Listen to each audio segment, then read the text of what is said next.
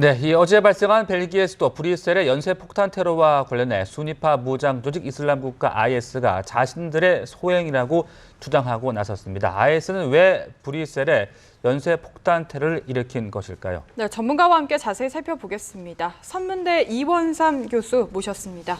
안녕하십니까? 네, 안녕하세요. 안녕하십니까? 자, 이번 벨기에 브뤼셀 연쇄 폭탄 테러, 이슬람 국가가 자신들의 소행이라고 지금 자처를 하고 나섰습니다. 여러 가지 정황들이 속속 드러나고 있는 것 같은데 IS의 주장, 신빙성이 있다라고 보십니까? 네, 대부분 전문가들은 이제 IS가 했다고 보고 있습니다. 네. 첫 번째가 파리 테러 수법과 상당히 비슷하거든요. 또 자신들 스스로도 자신들 매체에서 자신들이 했다고 하고 또 더군다나 이제 벨기에는 그 IS가 대적하는 그 국제 동맹군의 일원이다. 그리고 우리는 공격한다. 이런 자기들이 공고를 했거든요. 그렇기 때문에 지금 IS인 것은 거의 확실합니다. 네. 이 결정적인 계기가 나흘 전에 압데슬람의 체포가 아닐까 싶은데요. 네. 여기에 대해서는 어떻게 보시나요?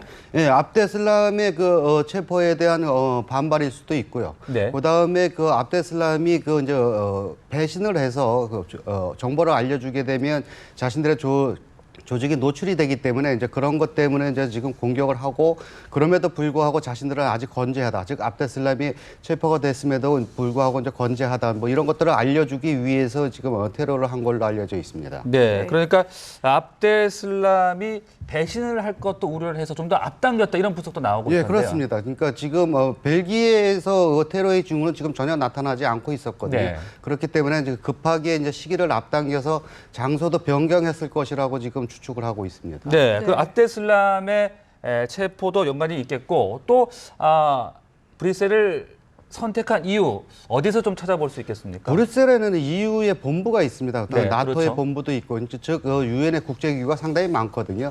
그래서 이제 유럽의 심장부라고 불리는 그런 상징성이 있기 때문에 이 상징성을 노리고 이제 한 것입니다. 그래서 이제 네. 유럽을 공격했다, 유럽 전체를 공격했다, 이제 이런 상징성을 띠고 있는데 실제로 프랑스나 독일 수상도 유럽 전체가 공격을 당했다, 즉 이렇게 이제 발표를 하고 있거든요. 그렇기 때문에 지금 IS는 이 벨기에를 노려서 테러를 했습니다. 네, 그 네. 무슬림의 통합에도 실패한 지역이라고 하던데 맞는 얘기입니까? 예, 그렇습니다. 지금 몰라베이크 지역은 그 무슬림들이 많이 살고 있는데 약 10만 인구 중에 약 30% 정도가 무슬림이라고 얘기를 하고 있습니다. 그런데 네. 이제 여기는 원래 벨기에 사람들하고 빈부격차가 너무 심합니다. 즉 실업률이 약 40%에 달하고 있거든요.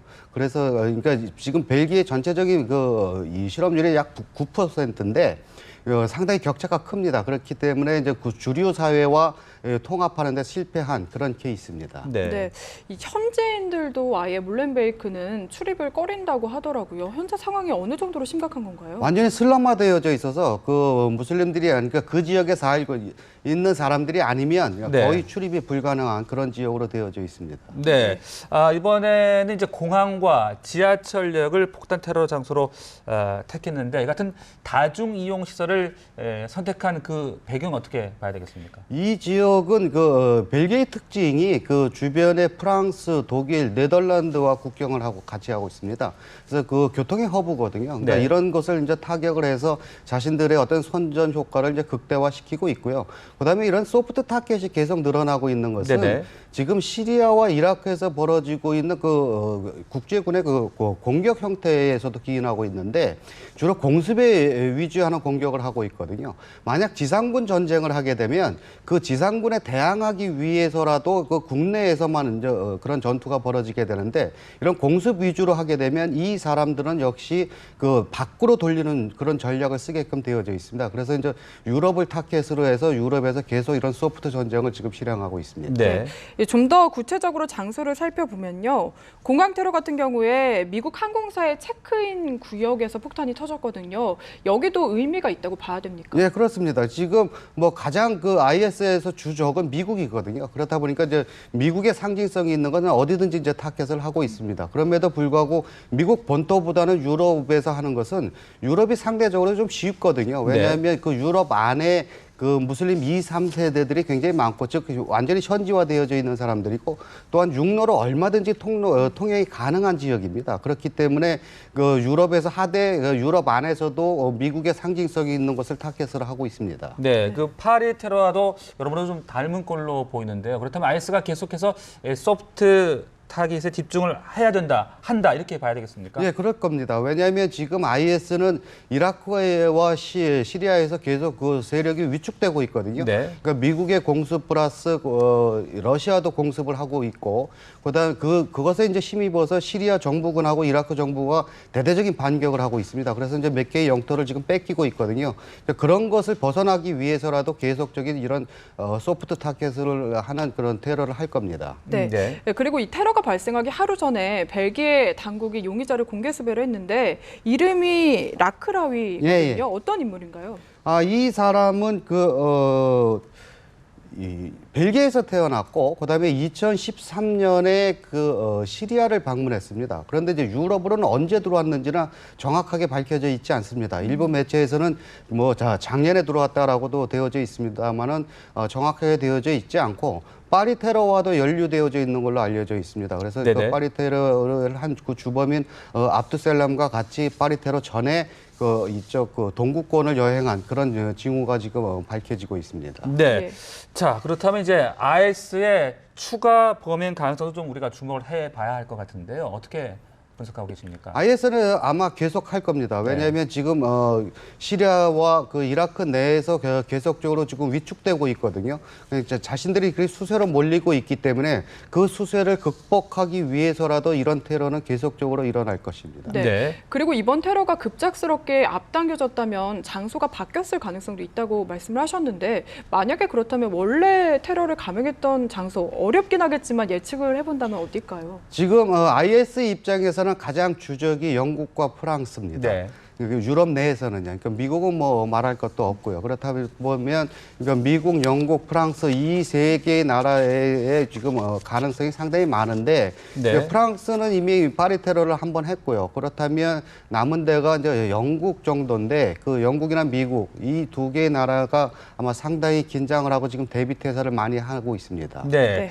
그 말씀하신 이제 유럽 외 동아시아라든지 특히나 우리나라에도 가능성이 있다라고 봐야 되는 겁니까? 동아시아는 이미 그 인도네시아에서 테러가 일어나고 있었거든요. 네. 그러니까 동아시아 안에서도 지금 이슬람 지역인 그 인도네시아나 말레이시아는 이제 상당히 긴장을 하고 있고요. 네네. 특히 이제 그 치안이 불안한 지역이나 인도네시아 같은 거는 워낙 넓기 때문에 치안이 불안한 데가 상당히 많이 있습니다. 더군다나 그 빈부 격차가 심해서 그 사회 불만 요소가 많은 나라들은 이 가능성이 얼마든지 있고요. 그다음에 저희 나라 같은 경우는 네. 저희 나라 안에서 하는 것은 그 가능성이 그렇게 많지는 않습니다. 왜냐하면 우리는 이제 그쪽과의 교류나 이런 게 많지 않은 그런 상황이고요. 그렇지만 해외 주재하고 있는 주재원이나 해외에 나가 있는 기업들에 대한 것은 상당히 조심을 해야 됩니다. 여기에는 가능성이 굉장히 많습니다.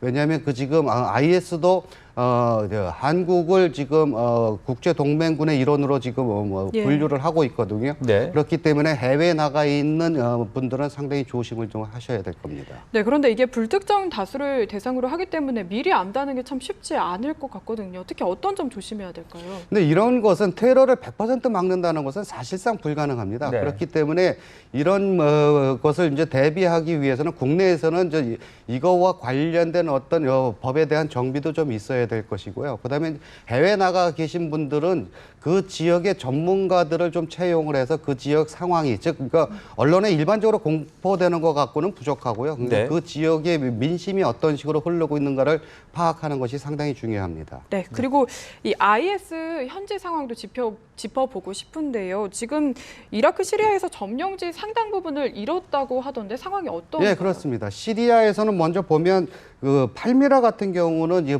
시리아 북부 지역에 그 반군이 점령하고 있었거든요.